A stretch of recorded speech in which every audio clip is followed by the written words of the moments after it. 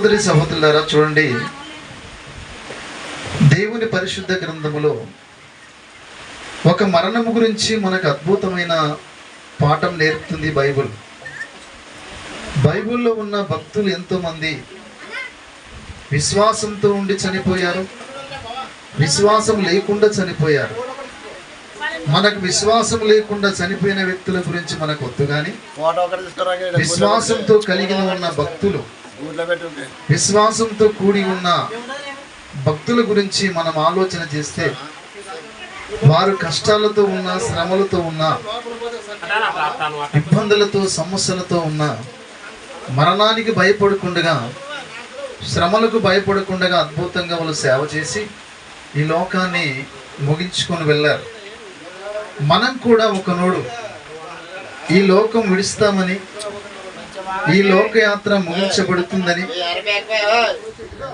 ఈ లోకములో మనం కూడా ఒకరోజు చనిపోతామని మన అందరికీ తెలుసు. కాబట్టి తెలిసిన మనం అందరము ఒక కులిక్స్కి రావాలి. అది ఏంటిదంటే, దేవుడు ఎంతో గొప్పవాడు, దేవుడు మనను కలగజేశాడు, మనను పుట్టించాడు, మనని మరణింప చేయటానికి కూడా ఆయన సిద్ధమై ఉన్నాడు. అందుకే ప్రవక్త అయిన యెషయా క్రీస్తు పూర్వం 1200 సంవత్సరాల కిందట అద్భుతమైన మాట రాయించాడు దేవుడు. అది ఏంటిదంటే 22వ అధ్యాయం 13వ వచనం చూస్తే, రేపు చచ్చిపోదము గనుక తిందుము త్రాగుదమని చెప్పి ఎడ్లను వధించుచు, గొర్రెల్ని కోయిచు, మాంసం తినుచు, ద్రాక్షారసం త్రాగుచు మీరు సంతోషించి ఉత్సాహించుదురు అన్నట్టు చూశారు. ఇక్కడ మీకేమి తినటానికి, త్రాగటానికి, తర్వాత మరి ఎడ్లను కోయటానికి, గొర్రెల్ని కోయటానికి మాంసం తిని సంతోషించి ఉత్సాహించుదురు మీరు అని మాట్లాడుతాడు. ఈ మాట అంటే విందు జరుగుటలో ఎంతో సంతోషం ఉంటుంది, విందు జరుగుట విషయంలో ఎంతో ఉత్సాహం ఉంటుంది. కాబట్టి తినేది, త్రాగేది, సంతోషించేది దేవునికి ఇష్టమైనదా? నో, ఇష్టం కానిది. ఎందుకంటే దేవుణ్ణి మర్చిపోయి, దేవుణ్ణి ఆరాధించకుండగా, దేవుణ్ణి స్తుతించకుండగా, దేవుణ్ణి కొనియాడకుండగా, దేవుణ్ణి పట్టించుకోకుండగా మనకిష్టం వచ్చినట్టుగా ఈ లోకములు తినడము, మనకిష్టం వచ్చినట్టుగా ఈ లోకములు త్రాగడము, మనకిష్టం వచ్చినట్టుగా సంతోషించడము, మనకిష్టం వచ్చినట్టుగా ఉత్సాహించేది, అది దేవుని యొక్క దృష్టిలో న్యాయము కాదని ప్రవక్త అయిన యెషయా దగ్గర దేవుడు రాయించాడు. ప్రియ సోదరి సహోదరులారా, ఇక్కడ కూర్చున్న పెద్దలు ఉన్నారు, చిన్నలు ఉన్నారు, స్త్రీలు ఉన్నారు, యవనస్తులు ఉన్నారు, పురుషులు ఉన్నారు. మన జీవితాన్ని మనమే పరిశోధించుకుందాం. ఎవరి జీవితాన్ని గురించి మనం ఏలి పెట్టడానికి వీల్లేదు, ఎవరు అనటానికి మనం వీల్లేదు. మనం ఏం చేయాలో తెలుసా? మన జీవితాన్ని మనం పరిశోధించుకోవాలి, మన జీవితాన్ని మనం పరీక్షించుకోవాలి. ఆ జీవితం ఏంటిదంటే, యేసన్న గారు మరణించి లోకయాత్ర విడిచి దాదాపు 12 మాసాలు అవుతుంది, అనగా 360 రోజులు కావస్తుంది. కాబట్టి ఏ విధము చేతనైనా లోకయాత్ర ముగించుకొని వెళ్ళిపోయాడు. ఆయన తిరిగి మరల మన దగ్గరికి రాడు. మనమే ఆయన దగ్గరికి వెళ్ళాలి. మనమే ఆ లోకానికి వెళ్ళాలంటే, ఈ లోకములో శరీరధారిగా ఉన్నప్పుడు, ఈ లోకములో ఆత్మ శరీరం రెండు కలిసి ఉన్నప్పుడు, ఒకవేళ ఉత్సాహంతో, సంతోషంతో తినడము, త్రాగడం అనేది విచ్చలవిడిగా మనం తిరుగులాడుతూ ఉంటే, ఈ లోకంలో సుఖపడితే ఆ లోకములో కష్టపడేది మనకు ఆత్మ ఉంటుంది. కాబట్టి అందుకే ఈ తినేది, త్రాగేది, విచ్చలవిడిగా సంతోషించేది, ఉత్సాహించేది ఏమైనా దుష్ట సంగత్యం అంటే, ఎస్, దుష్ట సంగతమే. దానికి ఒక మాట సెలవిస్తూ ఉంది బైబిల్లో. కొరింథీయులకు రాసిన పత్రిక, మొదటి కొరింథీయులకు రాసిన పత్రిక 15వ అధ్యాయము 38వ వచనంలో అద్భుతంగా పౌలు గారు మాట అన్నాడు. అది దుష్ట సంగత్యము అని మాట్లాడుతున్న మాట ఏంటిదో ఒకసారి మీరు చూడండి ప్రియ సహోదరి సహోదరులారా. మొదటి కొరింథీయులకు రాసిన పత్రిక 15వ అధ్యాయం చూడండి, 32వ వచనం చదువుతాను. మనుష్య రీతిగా నేను ఎఫెసులో మృగముతో పోరాడిన ఎడల నాకు లాభమేమి? మృతులు లేపబడిన ఎడల రేపు చనిపోదుము గనక తిందుము, త్రాగుదము, మోసపోకండి, దుష్ట సంగత్యము మంచి నడవడిని చెరుపును. చూశారు, తిందుము, త్రాగుదము అనేది ఇది దుష్ట సంగత్యం. మోసపోకండి మీరు. కొంతమంది తాగుతూ ఉంటే కొంతమందిని చెడగొట్టే వాళ్ళు చాలామంది ఉన్నారు. వానికి ఇష్టం లేకపోయినా, వారికి దాని మీద ఆప్యాయత లేకపోయినా, మోజు లేకపోయినా బలవంతంగా చేసి తాపుతూ ఉంటారు, తప్పు చేస్తూ ఉంటాం. కానీ ఎలాంటి పరిస్థితుల్లో అయినా నువ్వు తాగి నువ్వు చెడిపోరా బాబు, కానీ నువ్వు చెప్తే వినలేదు కాబట్టి పక్కోని ఎందుకు చెడగొడతావు? నువ్వు పక్కోనికి ఎందుకు తిని తాపాలంటున్నావు?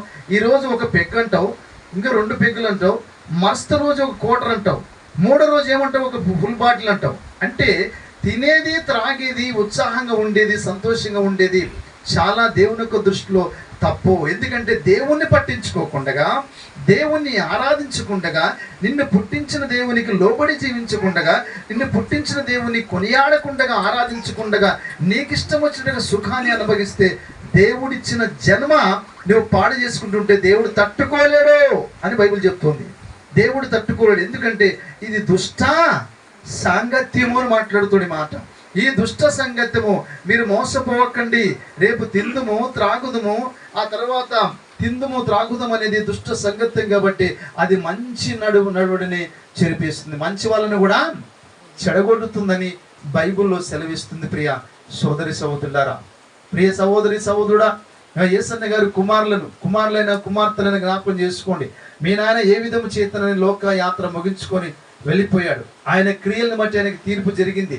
మన క్రియలను బట్టి మనకు కూడా తీర్పు జరగబోతుంది. కాబట్టి తమ్ముళ్ళు చెల్లెమ్మలు వినండి, మీరు దేవుల్లో ఉండండి, దేవునిలో కట్టబడండి, దేవుణ్ణి ఆరాధించండి. ప్రతి ఆదివారం దేవుని సన్నిధికి రండి, దేవుని వాక్యాన్ని వినండి. మీకు పాటలు వస్తే పాడండి, ప్రార్థన వస్తే ప్రార్థన చేయండి, దేవుని స్తుతించండి. మీ దేహంతో దేవుని స్తుతించటము, మన శరీరంతో దేవుని స్తుతించటము, ఆత్మ రెండు కలిసినప్పుడు దేవుని ఆరాధిస్తే అద్భుతంగా నిన్ను నన్ను చూసి దేవుడు సంతోషపడతాడు. ఈ భూమి మీద శరీరధారిగా ఉన్నప్పుడు ఒకవేళ మనము దేవుణ్ణి పట్టించుకోకుండా, దేవుణ్ణి ఆరాధించకుండా, దేవుని స్తుతించకుండా ఈ లోకములో ధనము ఆస్తుపాస్తుల కొరకు ప్రాకులాడుతూ ఉంటే, ఆస్తుపాస్తులు ధనాన్ని నమ్ముకొని ఉంటే జీవితంలో చాలా మనకి ప్రమాదకరం. ఇక్కడ సంతోషపడితే ఆ లోకములో ఖచ్చితంగా మన ఆత్మ కష్టపడుతూ ఉంది అని బైబిల్ చెప్తుంది. కాబట్టి అందుకే ప్రియ సోదరి సోదరులారా, ఒక ధనవంతుడు ఉన్నాడు. అతనికి చాలా సంవత్సరాలకి బాగా పంట పండింది. బాగా పంట పండిన తర్వాత ఈ ధాన్యం నేను ఎక్కడ మరి దాపెట్టాలి, ఈ ధాన్యం ఎక్కడ దాచాలని చెప్పేసి ఉన్న కొట్లను విప్పేసి పెద్ద కొట్లను తయారు చేసి అది మళ్ళా కట్టించి ఆ ధాన్యము దాంట్లో పోసి సమకూరుస్తాలని చెప్పుకొని తన ప్రాణముతోనే ప్రాణంగా మాట్లాడుతున్నాడు. ఏమనంటే నా ప్రాణమా అంటున్నాడు. చేశాను, నా ప్రాణముతో ప్రాణమా, నాకు చాలా సంవత్సరాలకు ఈ ఆస్తి సమకూర్చబడింది, నేను తింటాను త్రాగుతాను సుఖిస్తానని మాట్లాడుతూ ఉందంట ప్రాణం.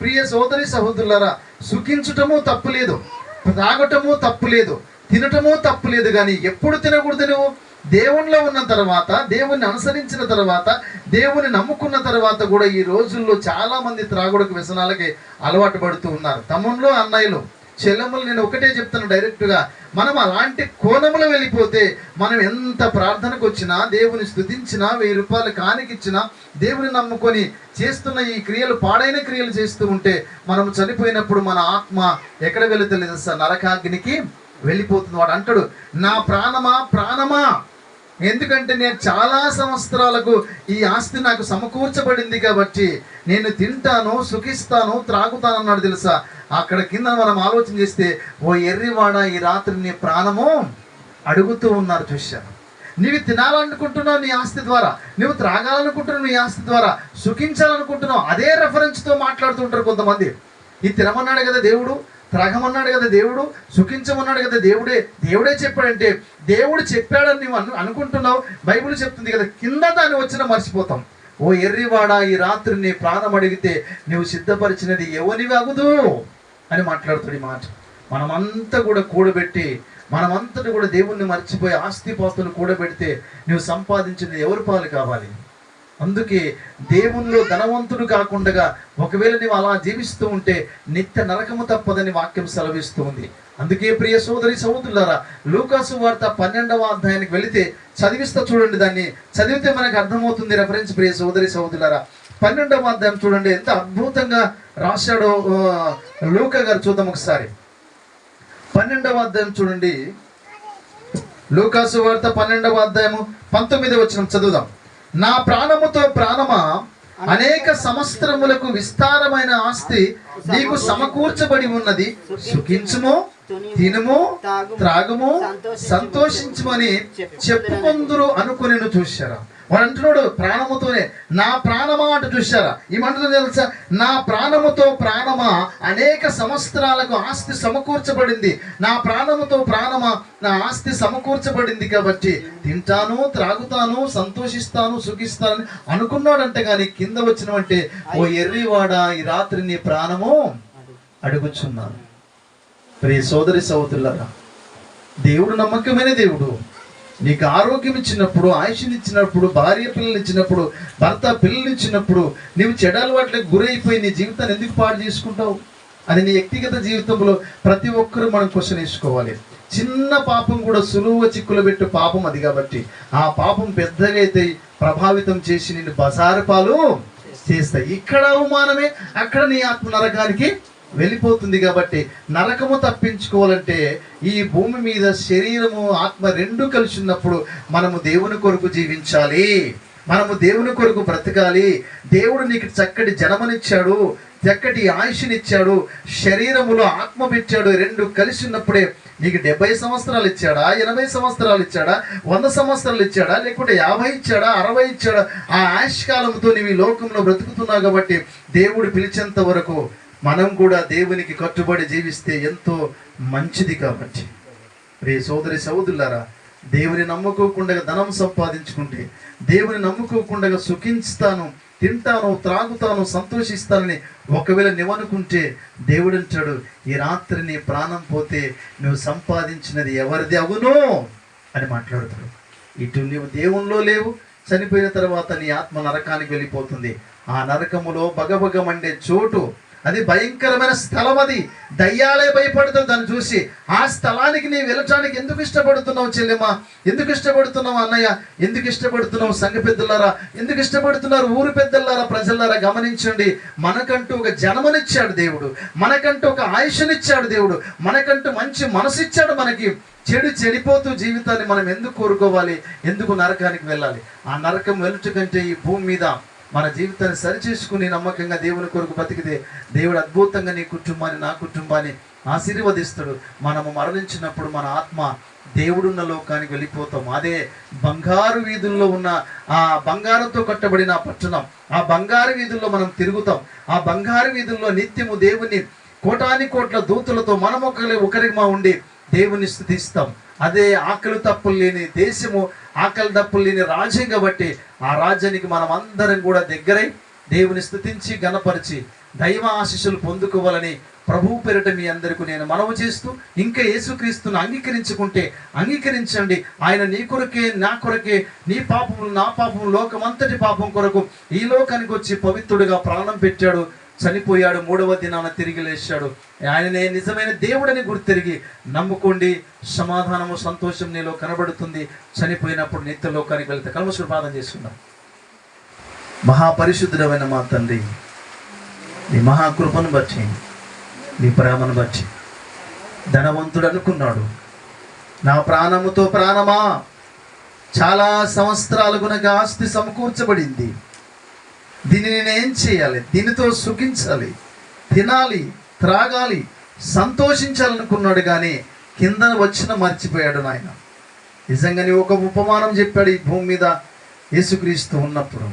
ఆ ఉపమానం ఏం గుర్తిరిగి, దేవుని నమ్ముకోకుండా ధనవంతుడిగా బ్రతికితే, దేవుని నమ్ముకోకుండా నీ లోకములో నిన్ను నమ్ముకోకుండా ప్రభువా ధనవంతులుగా ఇష్టముచ్చుడుగా జీవిస్తే, ధనవంతులు పరలోక రాజ్యంలో చేరుట దుర్లభమని వాక్యం సెలవిస్తుంది. కాబట్టి మేము కూడా ధనమున్న, ఆస్తి పాస్తులు ఉన్నా లేకపోయినా నిన్ను వెంబడించి భాగ్యాన్ని మాకు దయచేయండి. యేసన్న కుటుంబాన్ని దీవించండి, వారి పిల్లల్ని కాపాడండి, రక్షణ ఆనందము నీ పిల్లలకు దయచేయండి, శాంతి సమాధానము దయచేయండి. యేసన్న భార్యకు నాయన సమాధానము, భర్త లేని లోటు మీరు తీర్చమని ప్రార్థన చేస్తున్నాం. ఈ ఇంటిలో కూడుకొని ఈ చిన్న మందగా నా ప్రభువా మేము కూడుకొని స్తుతించామంటే అద్భుతమైన నా తండ్రి నీ మాటలు వర్ణించావు. దేవా నీకే స్తుతి స్తోత్రాలు చెల్లిస్తున్నా. మాకు ఆయాసకరమైన మా హృదయంలో ఏదైనా చేదైన వేరు మలిసి ఉంటే యేసు నామమున పెరకండి ప్రభువా, యేసు నామమున తొలగించండి ప్రభువా, యేసు నామమున దూరపరచమని ప్రార్థన చేస్తున్నాం. నీ దయాని సంకల్పాన్ని బట్టి ప్రార్థిస్తున్నాం. చక్కటి వర్షం ఇస్తున్నందుకే నీకు వందనాలు, స్తోత్రాలు చెల్లిస్తూ కూడి వచ్చిన బిడ్డలందరినీ, మా సంఘ పెద్దలందరినీ, ఇక్కడ నా తండ్రి స్త్రీ పురుషులందరినీ కూడా పేరు పేరున మీరు కాపాడి దీవించి కృపలు భద్రపరచమని కోరుకుంటూ ముందున సమయం చిత్త ప్రకారంగా జరిగించి నీవే మహిమ ఘనత ప్రభావాలు పొందమని యేసు నామమున ప్రార్థన సమర్పించి అడిగి వేడుకుంటున్నాము తండ్రి. ఆమేన్.